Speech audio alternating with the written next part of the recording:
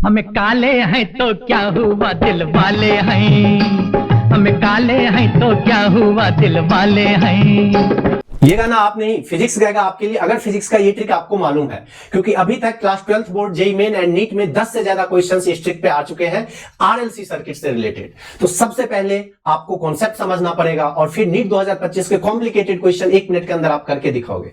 तो welcome to day 1 of complete physics through reels.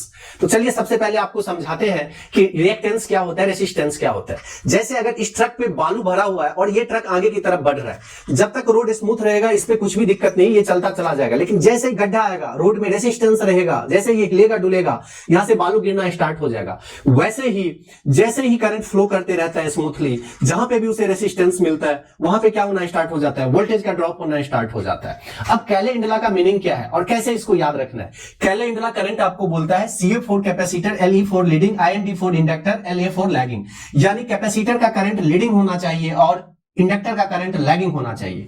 जब आप आरएलसी सर्किट का यहां पे डायग्राम बनाओगे तो इस टाइप से कुछ आपको डायग्राम याद रखना होता है कि आर हमेशा हॉरिजॉन्टल में लेते हैं हम लोग, आई इसके अलोंग होगा। अब देखो कैपेसिटर का अगर करंट लीडिंग है तो इसका जो रिएक्टेंस होगा वो किधर की तरफ होगा, नीचे की तरफ, यानी रेसिस्टेंस टाइप की चीजें नीचे की तरफ, करंट लीडिंग है आगे की तरफ। इंडक्टर में करंट लैगिंग हो रहा है यानी करंट पीछे होना चाहिए और रिएक्टेंस किधर की तरफ होगा, ऊपर की तरफ होगा। अब देखते हैं कि कैसे आप 1 मिनट के अंदर नीट का क्वेश्चन सॉल्व करोगे 2025 का। इसमें दिया गया था यहाँ पे 220 वोल्ट दिया है, 50 हर्ट्ज दिया हुआ है, यहाँ पे कैपेसिटिव रिएक्टेंस 25 दिया हुआ है, यहाँ पे इंडक्टिव रिएक्टेंस 45 दिया हुआ है, रेसिस्टेंस का वैल्यू 20 दिया हुआ है। अभी अभी मैंने आपको बताया कि आर हमेशा कैसे लेना है, हॉरिजॉन्टल आपको लेना है। एक्सी का वैल्यू नीचे आएगा 25, एक्सएल का वैल्यू ऊपर आएगा 45। इन दोनों का रिजल्टेंट फाइंड करने के लिए 45 में से 25 को आप माइनस कर दोगे, क्योंकि नेट इंपीडेंस फाइंड करने के लिए या रिएक्टेंस फाइंड करने के लिए वेक्टर कैलकुलेशन करना पड़ता है आपको, फेजर डायग्राम जिसको बोलते हैं।